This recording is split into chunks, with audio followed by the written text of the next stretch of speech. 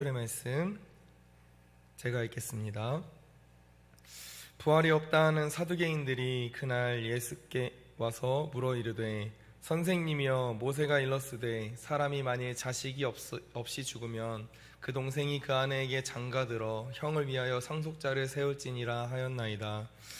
우리 중에 7형제가 있었는데 마지가 장가들었다가 죽어 상속자가 없으므로 그 아내를 동생에게 물려주고 그 둘째와 셋째로 7째까지 그렇게 하다가 최후에 그 여자도 죽었나이다. 그런즉 그들이 다 그를 취하였으니 부활 때 7 중에 누구의 아내가 되리이까? 예수께서 대답하여 이르시되 너희가 성경도 하나님의 능력도 알지 못하는 고로 오해하였도다. 부활 때에는 장가도 아니가고 시집도 아니가고 하늘에 있는 천사들과 같으니라. 죽은 자의 부활을 논할진대 하나님이 너희에게 말씀하신 바 나는 아브라함의 하나님이요 이삭의 하나님이요 야곱의 하나님이로다 하신 것을 읽어보지 못하였느냐? 하나님은 죽은 자의 하나님이 아니요 살아있는 자의 하나님이시니라 하시니 무리가 듣고 그의 가르치심에 놀라더라. 아멘. 할렐루야. 아멘.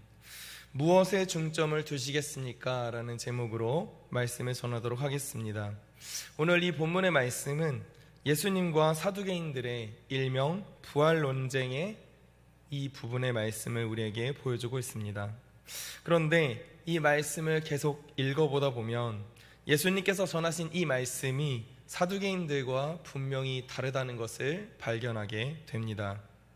왜냐하면 그들은 땅의 생각, 즉 육의 생각으로 예수님을 넘어뜨리기 위해 논쟁을 하러 왔지만 예수님께서는 하늘의 생각, 영의 생각, 하나님의 나라와 하나님의 뜻으로 그 논쟁에 대답을 하셨기 때문입니다. 앞서 15절에서 22절의 말씀에서는 바리새인들과 헤롯 당원들이 가이사에게 세금을 바치는 문제, 일명 납세 논쟁을 하면서 마찬가지로 어떻게든 예수님의 약점을 잡고 그 약점을 가지고 예수님을 몰아가서 죽이기 위해 노력을 했던 모습을 우리는 보게 됩니다.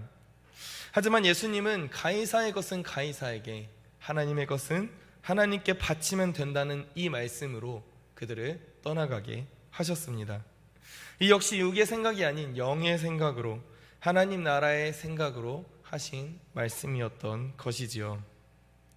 그리고 나서 사두개인들이 오늘 본문의 말씀처럼 예수님을 찾아온 것입니다.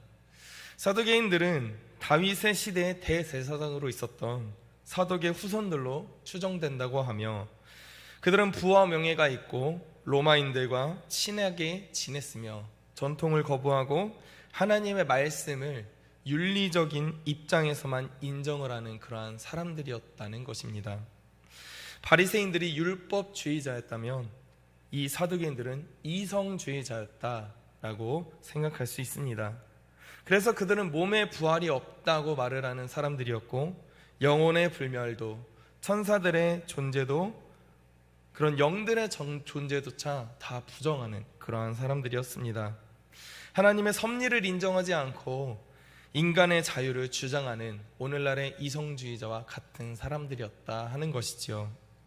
이 사람들이 예수님께 논쟁을 벌이기 위해 찾아왔던 것입니다. 24절 말씀을 보시면 선생님이여 모세가 일렀으되 사람이 만일 자식이 없이 죽으면 그 동생이 그 아내에게 장가들어 형을 위하여 상속자를 세울지니라 하였나이다. 그들은 신명기 25장에 있는 말씀, 이 하나님의 말씀을 가지고 예수님께 질문을 하기 시작합니다. 신명기 25장 5절에서 6절 말씀에 보면 하나님께서 형제들이 함께 사는 이 집에서 만약에 그 하나가 죽으면 과부가 된 아내는 그 남편의 형제, 그 다음 형제에게 시집을 가 아내로 되는 그런 법을 하나님께서 주셨습니다. 그래서 그 죽은 형제의 이름이 이스라엘 백성 중에 끊어지지 않게 하고 대를 잇도록 하는 법을 주셨다는 것이지요. 그런데 이 법은 아내의 입장에서 생각을 해보면 약자를 보호하기 위해 주신 하나님의 법이었던 것이었습니다. 그 당시에 여자가 남편이 없다는 것은 생계를 이어나가기 힘들다는 의미였기 때문에 하나님께서 이 과부가 된 아내를 위하여서 법을 주셨다는 것입니다. 그런데 이 사두개인들이 이 신명기 25장에 있는 하나님께서 주신 법으로 부활을 부정하며 예수님을 공격하기 위해 사용했음을 바라보게 되는 것입니다. 계속해서 보시면 25절 말씀부터 보시면 7 형제가 있었는데 그 첫째가 상속자 없이 죽었다고 했습니다. 그래서 이 법이 적용되어 이 첫째의 아내는 둘째에게 시집을 가게 되었습니다. 그런데 이어서 둘째도 죽고 셋째도 죽고 다 죽어서 마지막까지는 아내마저 죽은 그런 말을 하는 것입니다. 여기서 논쟁의 핵심이 나옵니다. 28절 말씀을 보시면 이렇게 말씀합니다. 그런즉 그들이 다 그를 취하였으니 부활 때 7 중에 누구의 아내가 되리이까? 사두개인들의 질문이었던 것입니다. 얼핏 보면 이들이 부활을 인정하는 것처럼 보일지 모르지만 그들은 부활에 중점을 두는 것이 아니라 이 여자가 누구의 아내가 될 것인가에 대한 땅의 생각, 육의 생각에 중점을 둠을 바라볼 수 있습니다. 이에 대하여 예수님은 29절 말씀에서 예수께서 대답하여 이르시되 너희가 성경도 하나님의 능력도 알지 못하는 거로 오해하였도다 라고 말씀하고 있습니다. 즉 사두개인들은 성경도 하나님의 능력도 알지 못했다는 것이죠. 이것은 영적인 사람과 육적인 사람이 어떻게 구분이 되는가를 예수님께서 분명하게 말씀하고 계신 것입니다. 영적인 사람은 하나님의 말씀을 믿고 그 말씀을 기준대로 살아갑니다. 그리고 하나님께서는 우리에게 주신 그 능력을 믿으며 그 능력을 의지하며 살아갑니다. 그러나 육적인 사람은 어떻습니까? 사두개인들처럼 되는 것입니다. 영적인 일에는 별로 관심이 없습니다. 하나님의 말씀도 하나님께서 주신 그 능력도 별로 관심이 없고 믿지 않는다는 것이죠. 그래서 예수님은 사두개인들에게 이 말씀을 하신 것이었습니다. 또 보겠습니다. 30절 말씀에 보시면 부활 때에는 장가도 아니가고 시집도 아니가고 하늘에 있는 천사들과 같다라고 말씀하고 있습니다. 계속해서 예수님은 부활 때에 이 땅에서의 원리가 아니라 하나님 나라의 원리, 영적인 원리로 계속해서 말씀을 하고 계십니다. 장가나 시집은 이 땅에서 가는 것입니다. 생육하고 번성하라는 그 하나님의 축복 속에서 남자와 여자가 만나서 한 가정을 이루는 것이 바로 결혼이지요. 그러나 하나님 나라에서는 이런 것이 없고 하늘에 있는 천사들과 같다라고 말씀하고 있는 것입니다. 여기서 부활 때 천사들과 같다라고 하신 이 말씀은 다른 의미가 있는 것이 아닙니다. 우리의 이미지로 생각할 수 있는 날개 달리고 위에 원이 있는 그런 천사의 이미지가 아니라 영적인 의미인 것이죠. 우리가 부활하면 천사들과 같이 하나님 나라에서 그의 백성으로 하나님께 영광을 돌리며 하나님의 영원히 찬양하며 영원한 생명을 얻은 존재로서 살아가는 것을 의미하신 것입니다. 이렇게 예수님께서는 계속해서 이 사두개인들과 논쟁을 벌이시며 영의 생각, 하나님 나라의 생각으로 말씀하고 계신 것입니다. 마지막으로 31절과 32절의 말씀을 보면 이렇게 말씀합니다. 죽은 자의 부활을 논할진대 하나님이 너희에게 말씀하신 바 나는 아브라함의 하나님이요 이삭의 하나님이요 야곱의 하나님이로다 하신 것을 읽어보지 못하였느냐. 하나님은 죽은 자의 하나님이 아니요 살아있는 자의 하나님이라 하시니. 아멘. 이 말씀을 많이 들어보셨을 것입니다. 아브라함의 하나님, 이삭의 하나님, 야곱의 하나님. 그런데 오늘 이 뒤의 말씀을 한번 주목해 보시기 바랍니다. 하나님은 죽은 자의 하나님이 아니요 살아있는 자의 하나님이라 말씀하셨습니다. 예수님께서 이 말씀을 하신 이유가 무엇일까요?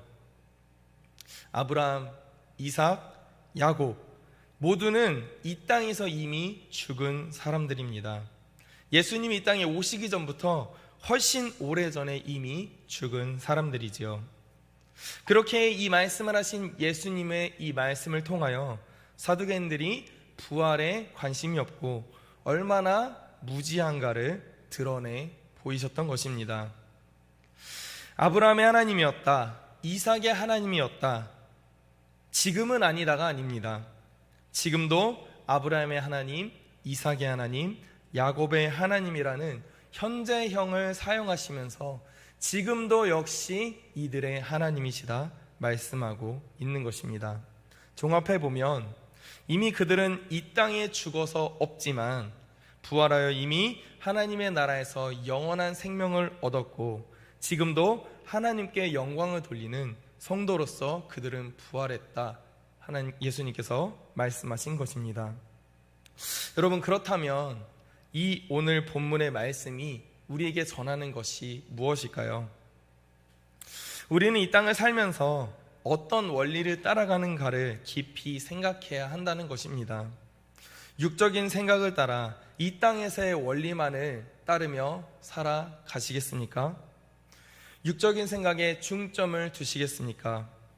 아니면 영적인 생각, 하나님으로부터 오는 이 생각과 원리를 따르시겠습니까? 이 논쟁은 부활을 하느냐 마느냐에 대한 이 말의 이 질문의 의미를 넘어 육의 생각을 따라 육에 중점을 두며 살아갈 것인가, 아니면 영적인 생각을 따라 영에 중점을 두며 살아갈 것인가에 대한 이 핵심을 가지고 있다는 것입니다. 영의 일을 따라 살아가는 우리 모두가 될 수 있기를 간절히 소망합니다. 아멘.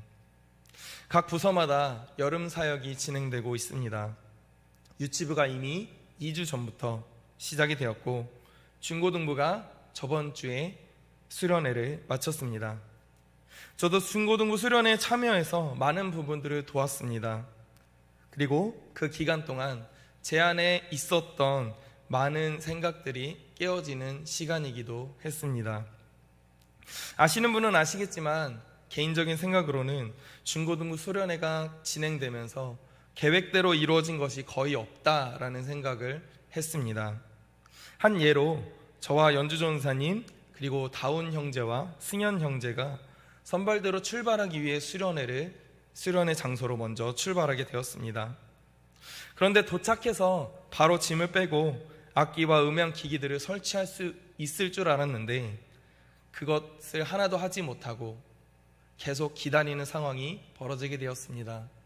주인 아주머니는 우리한테 했던 그 말과 전혀 다른 말을 하면서 우리한테 짜증을 내기도 했습니다. 주인 아주머니가 스피커와 전자 드럼이 들어오니까 설치하면 안 된다고 말을 바꾸시기도 했습니다. 저는 사역자로 있다 보니까 그런 강박관념 같은 것이 생겼습니다. 계획대로 되지 않고 뭔가 준비된 대로 되지 않으면 너무나 힘들고 마음이 어렵다라는 그러한 생각이 들게 되었습니다.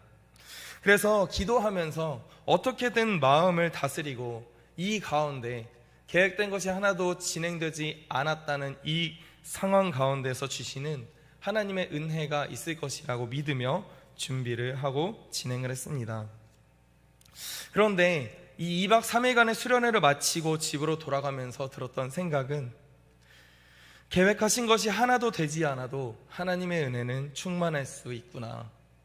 오히려 계획된 것이 되지 않았을 때 드는 나의 이 부정적인 생각, 상황과 환경만을 바라보는 이 육적인 생각이 오히려 하나님께서 주시는 그 은혜를 막을 수가 있구나. 그런 생각을 하게 되었습니다. 하나님의 일하심에는 상황과 환경이 갖춰졌다고 오는 것이 아님을 알게 되었던 것이지요. 영적인 일을 생각하며 믿는 것, 예수 그리스도를 믿는 자로서 사두개인과 같이 이 육적인 이성을 따르는 그 이성적인 생각을 따라 사는 것이 아니라 영적인 원리, 하나님의 말씀을 따라 부활하심을 믿으며 살아가는 이 영적인 원리를 생각하는 것이 우리의 사명임을 기억하시기를 간절히 소망합니다. 이제 유초등부 여름성경학교가 금, 토 이틀간에 있습니다. 여러 프로그램 중에서도 가장 많이 고민했던 것이 저녁 집회 시간이었습니다. 금요일 저녁에 자체적으로 예배를 드릴 것인가, 아니면 금요 철회 예배를 참석할 것인가, 둘 다 너무나 좋기 때문에 정말 많은 고민을 했었습니다. 하지만 철야 예배를 드리기로 결정했고 그 철야 예배를 드리기로 결정한 이유가 있습니다. 우리 선생님들 뿐만 아니라 금요철에 오시는 모든 분들이 이 자라나는 다음 세대들을 위해서 붙잡고 기도해주는 시간을 가지며 신앙의 전수, 믿음의 전수가 이루어지기를 바라는 마음을 하나님께서 주셨기 때문이었습니다. 그렇기에 성도님들께 한 가지 간절히 부탁드릴 것이 있습니다. 금요철야 예배에 나오시기를 간절히 소망합니다. 유초등부 성경학교라고 해서 유초등부만 참석하라고 말하는 것이 아닙니다. 자녀와 함께 손잡고 나오시기를 간절히 소망합니다. 자녀를 데리고 오셔서 기도해 주시기 바랍니다. 우리 다음 세대들이 예수 안에서, 믿음 안에서 새롭게 자라날 수 있기를 위해서 그 바라는 마음을 가지고 금요철에 나오시기를 간절히 소망합니다. 저도 잘은 모르겠습니다. 철야 예배 가운데 하나님께서 어떻게 역사하실지, 우리 다음 세대들에게 어떻게 은혜를 주시고 어떻게 이루실지를 잘 모르겠습니다. 하지만 기대는 됩니다. 기대가 됩니다. 여러분도 영적인 원리를 따라 하나님께서 우리 다음 세대들에게 부어주실 그 놀라운 일, 모든 일을 기억하시며 기대하시며 우리 가족 가운데, 우리 교회 가운데 하나님의 말씀과 능력이 믿어지며 역사하게 되기를 위해서 간절히 기도하는 우리 모두가 될 수 있기를 간절히 소망합니다. 그리하여서 다음 세대들이 영적으로 세워지고 우리 장년부들이 영적으로 충만하여지는 우리 교회가 영적인 생각, 하나님 나라의 생각을 따르기를 소망하는 우리 모두가 될 수 있기를 간절히 소망합니다. 아멘. 시간 함께